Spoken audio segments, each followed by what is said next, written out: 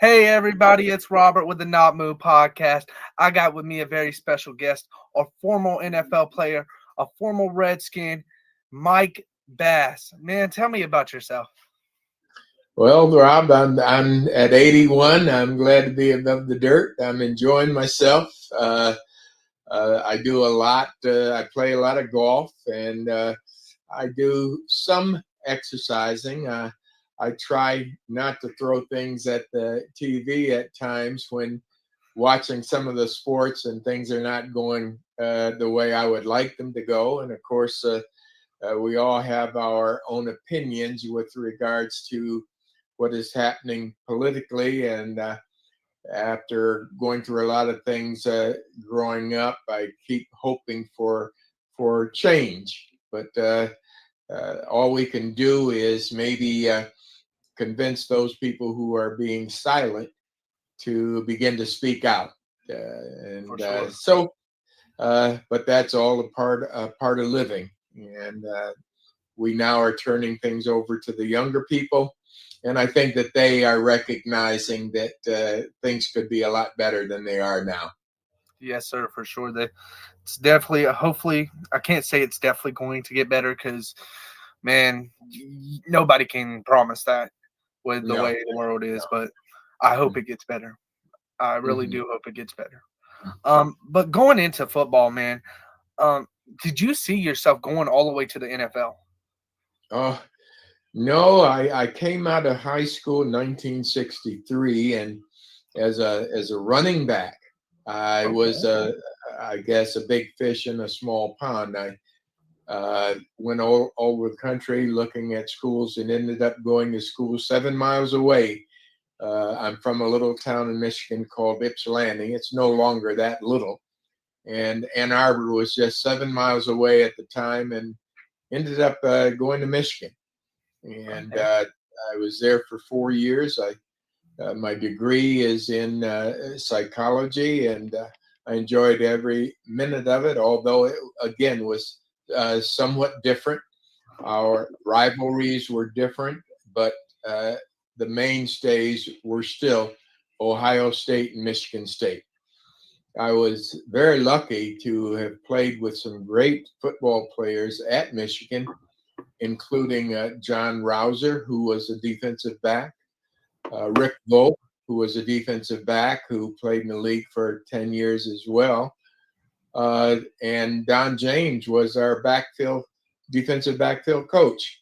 So I had a lot of good experiences, great coaching, and I was fortunate enough to be drafted by the Green Bay Packers.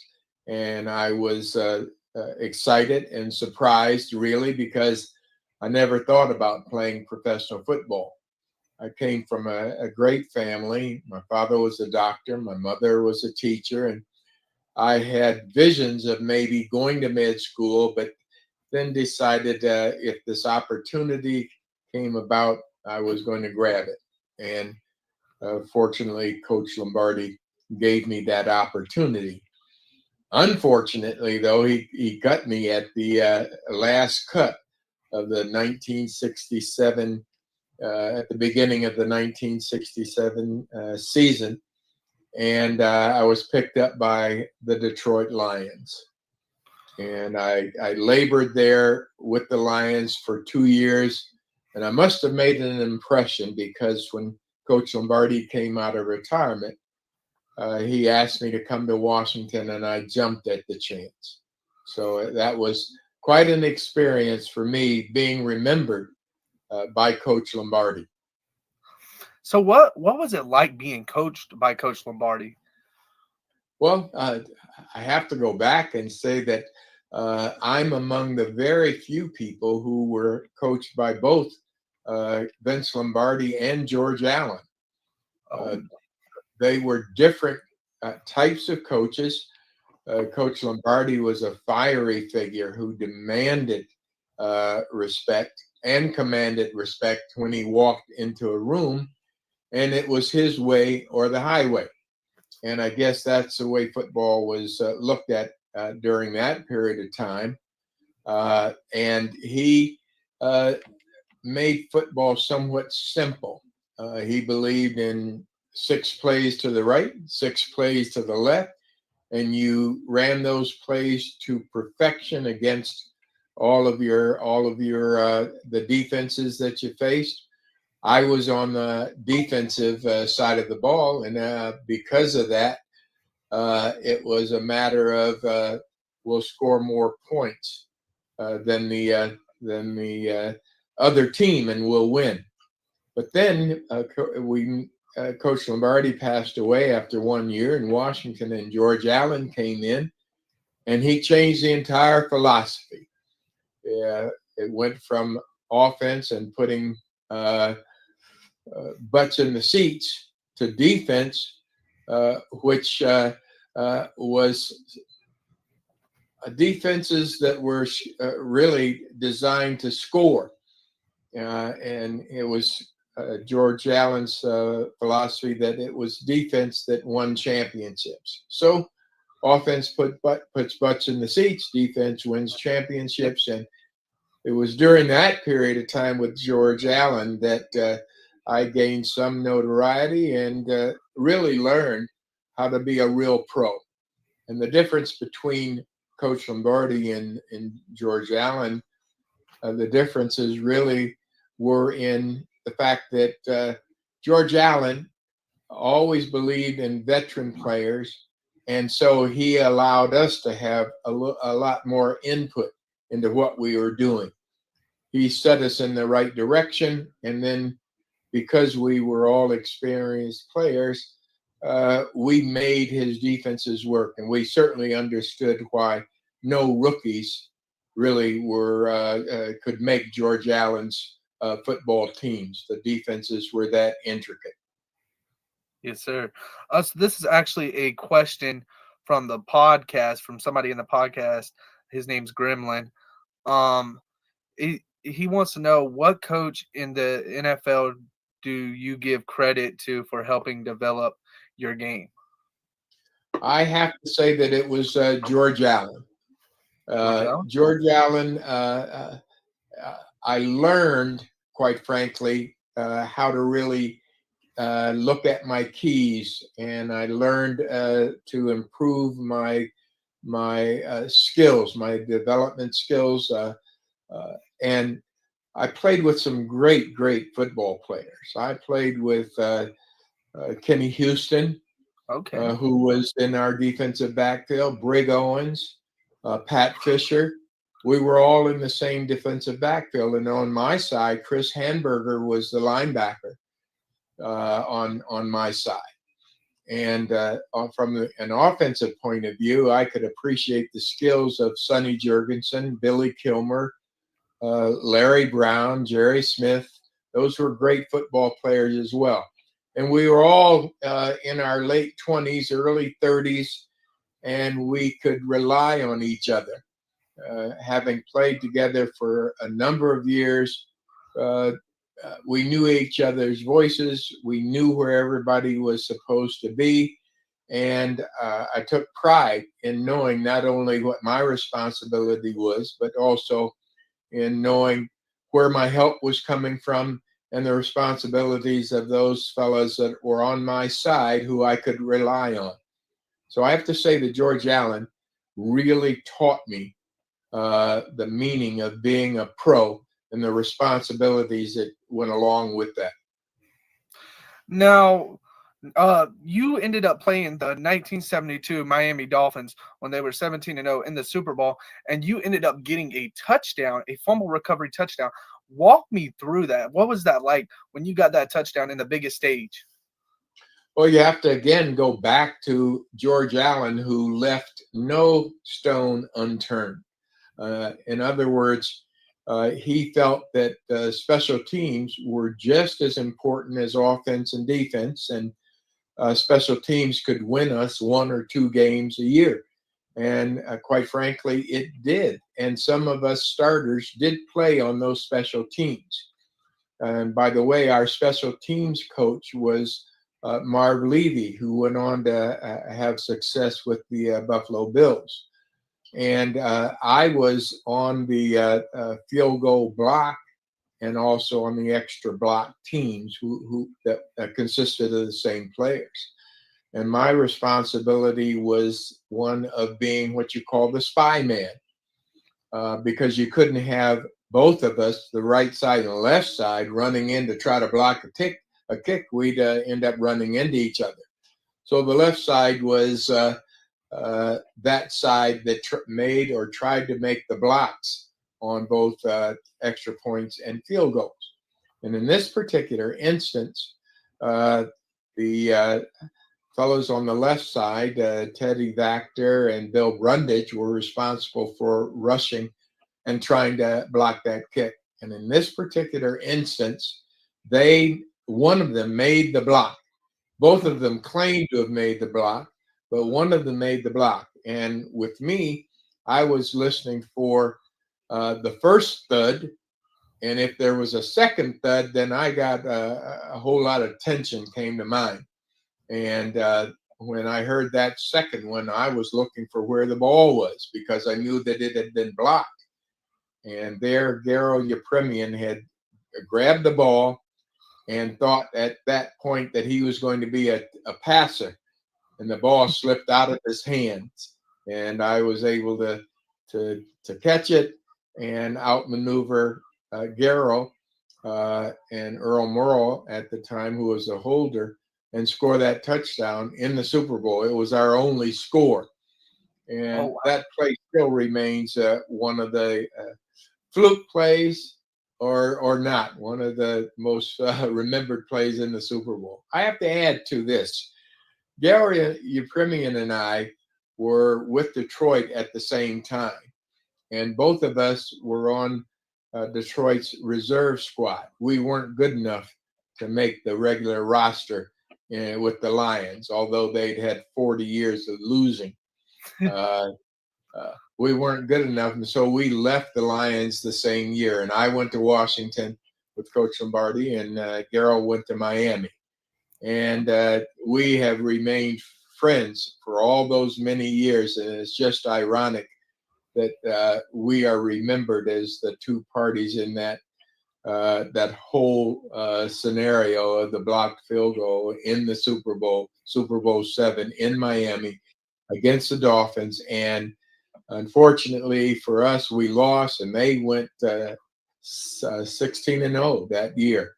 So that's a well-remembered play, and I'm really proud to have been a part of it. But who remembers whoever becomes second place in the Super Bowl? Hey, listen, man, when you make a big play, no matter what stage it is on the NFL, man, that's huge. And just watching it, man, going back, I mean, I wasn't old enough to actually watch it, but watching it on tape, watching the tape of it, it was something special, man. It's a credit to George Allen and his preparation, and in all three aspects of the game. And we were well known for our special teams. Another player who was with Detroit and came to Washington was Bill Malinchak, and he blocked a number of punts during his period in Washington as well. So there are three aspects to the game, and you never know which one of those were actually going to make the plays to win the game. And so George Allen paid attention to all three of those aspects of the game. Yes, sir. So when you first came into the NFL, going from college to the NFL, what was the biggest difference that you noticed? The biggest difference I noticed was the speed of all the players. You're going up to the highest level, and the quality of the athletes were just absolutely tremendous athletes. And even when I first went in, I just didn't know I just didn't know what the hell was going on. All I was trying to do was make a team, and these guys, even the slowest receivers, were so fantastic. I mean, just unbelievable players, particularly At that time, I played against Bob Hayes. I played against some real great ones, Paul Warfield, and they were just absolutely great. And so it took. I struggled for 3 or 4 years, but then after going with the Redskins and George, the game slowed down, and I became one of those fellas that I really idolized in my early years. Got to the point where there were some players who were idolizing me, and I never realized it. I played that right corner, and I could play it in my sleep. And I prided myself on not making mental mistakes, aside from, of course, knowing where my help was coming from and knowing that you're not going to intercept every pass. And generally, interceptions come from a combination of things: the defensive line who's rushing the passer, the quarterback making a mistake, even the receiver making a mistake. And so that's when you really get interceptions. At least that was my particular case. I was never a Deion Sanders with great speed or quickness, but I played the defense the way it was called, and I had great help and again, like I said, played with great players. And you clearly did great, man. Because speaking of interceptions, quote me if I'm wrong. I'm pretty sure you had 30 interceptions in your career. Yes, that's right. 30 interceptions. I didn't realize that until I looked at the stats after I'd retired, because I never paid that much attention to those stats. And I just wanted to do my job, get the respect of my teammates, and get the respect of the players I played against during that 10 years nearly 10 years that I was in the league. So, out of all the 30 interceptions that you had, which one would you say is the most memorable one? Well, the ones that I think helped turn games around. I had a Okay. couple of touchdowns in which a couple of interceptions, actually three, I think, in which I scored touchdowns on. One against the Giants, one against the Eagles, and one against the Cardinals. Those are Okay. the three that stand out. But I think I'm most proud of the fact that in that nearly 10 years in the league, I gave up maybe 8 or 9 touchdowns, and I'm most proud of that Oh, too. I that's just great. wanted my teammates to respect the fact that I was out there and they could count on me. Yes, sir. Hey, and clearly they could. 8 touchdowns in 10 years. Mhm. Yeah, That's really I good. got lucky. I had, like I said, I played with great fellas, and nobody does it by themselves. That's true. It's a team. It's a team sport, team effort. There's no I in team. Um, That's, Now, when it comes to, because you are ranked in the top 70 Redskins of all time, where how does like how does that make you feel? it humbles me, quite frankly. Two awards. I got several awards. I made All Pro a couple of times. Never went to a Pro Bowl though. Uh, I guess uh, you have to be somewhat flashy to get the writers to think about you. But uh, I I made that 70 greatest group, and also the Redskins, their commanders, inducted me into their Ring of Fame, which Oh, was really quite an honor. Quite an honor, even though it occurred years after I had stopped playing. But I my name is up there on the stadium right next to George Allen's, and so when I go back to Washington and I'm able to attend the game, a game, I can feel very good about the honor that was bestowed on me by the team. Yes, sir. Hey, that's amazing. Mm. Um, when it came down to it, when it was time to hang up the cleats, were you ready?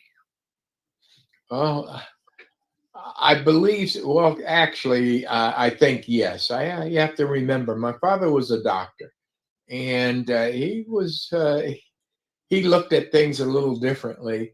And football, professional football, is filled with "What did you do for me lately?" And I remember getting run over by a running back by the name of Joe Dawkins, who played for the Giants. And I had a neck injury. I uh, finished the game without missing any games. And I came back the next year, though, and I wasn't quite healed from that neck injury. And over that period of time that I had played 104 straight consecutive games. But I came back to training camp and I just wasn't right. And I could feel it. If you've been a professional athlete in particular, you know when your body's not right. And when you have a neck injury, it's nothing to fool around with. Uh, the freakish thing, so many freakish things could happen. And I said, I was bucking the odds. I was going into my 10th year. And I was bucking the odds. I had never missed a game. And, but I said to myself, don't be stupid, Mike. Walk away while you can walk away. And so I made the decision that I'd played enough and I'd had some success, but I would have 40 or 50 or 60 years more uh, to go through. And I didn't want to end up in a wheelchair or something of that sort. So I hung it up. I do And have, I got go ahead. my bad. Go ahead. Well, there is one thing though that does disturb me, Okay. not necessarily from an individual point of view, but during my time, we players went on strike 3 times in order to get these players who are playing today the things that they're getting in terms of benefits. Uh, Unfortunately, I guess the owners decided that they were going to get back at us. So we were cut out, us pre 1993 players were cut out of many of those benefits that these current players are getting today.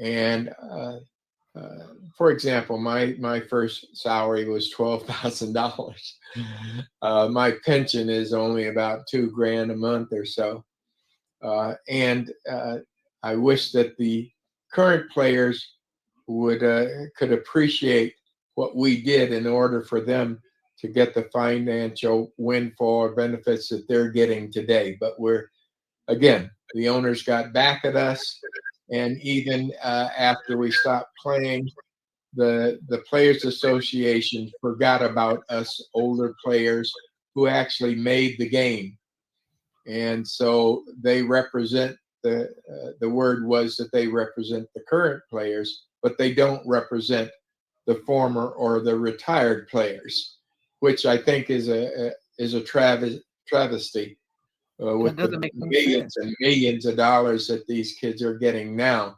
We'd appreciate it if they just throw 1% of what they're getting at us. So, and as our numbers dwindle, there are not, we're losing a lot of those pre 1993 players. Uh, uh, we're just dying off. So there wouldn't be that much that would be going to us, and eventually they wouldn't have to make any contributions whatsoever. So I wish someone would take up the mantle and think about what contributions we made to the game overall, because we made these owners rich as well. But Facts. that's just the way things are, I guess. It shouldn't be like that though. Y'all should have got paid just like they did. That's not right.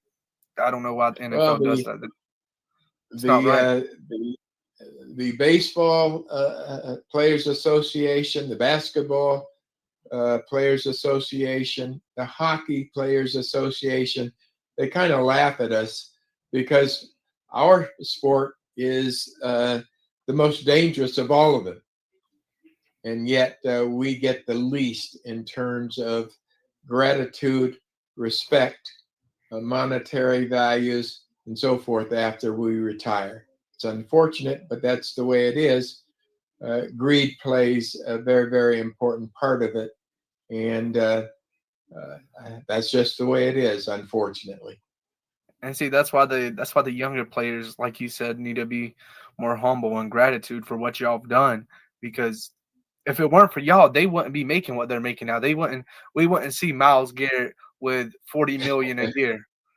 We wouldn't see JSN making 120 million in 4 years.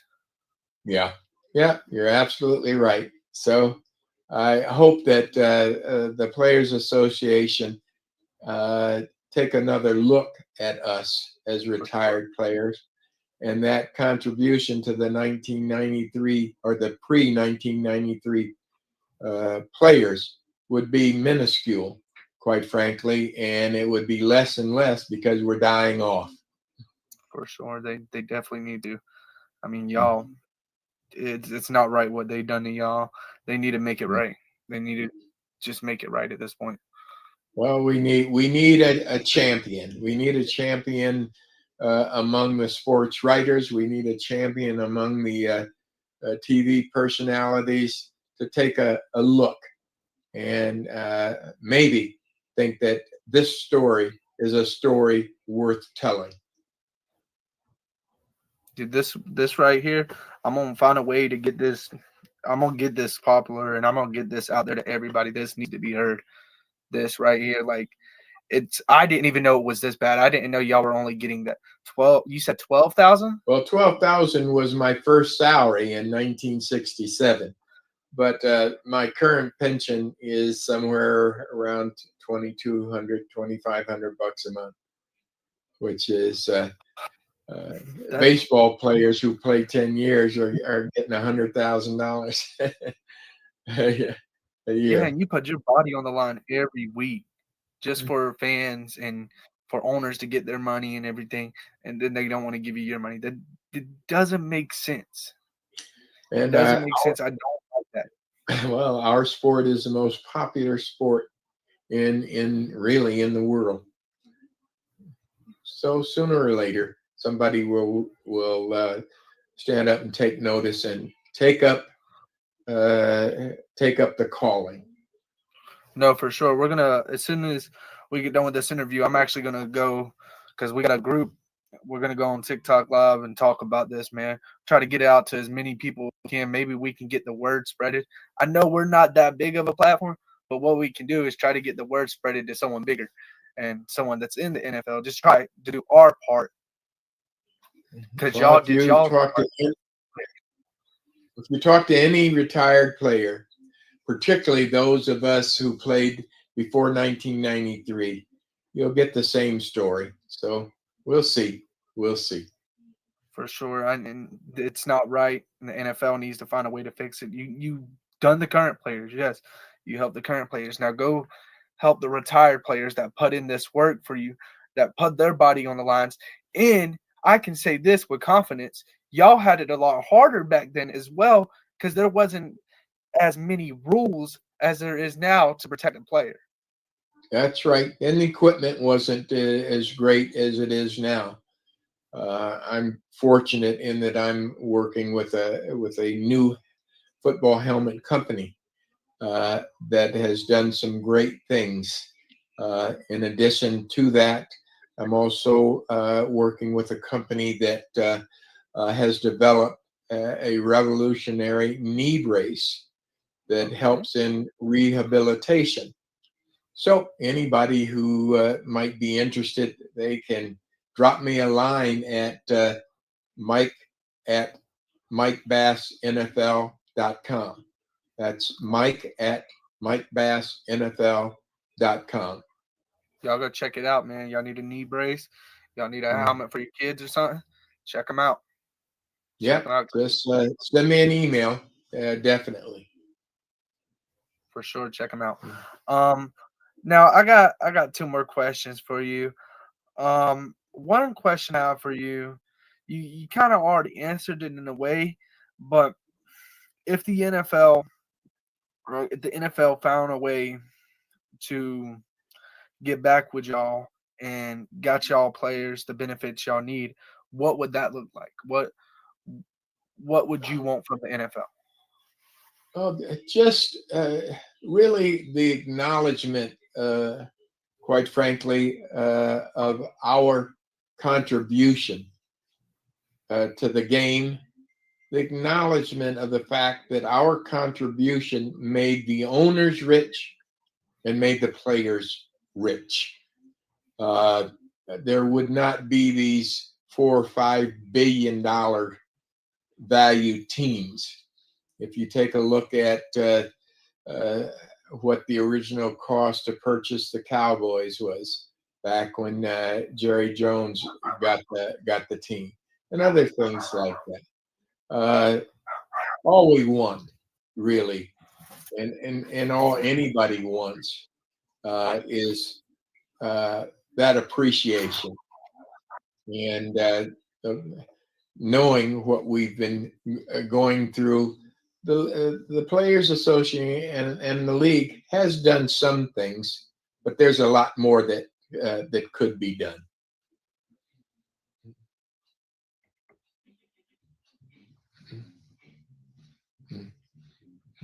Your sound is off.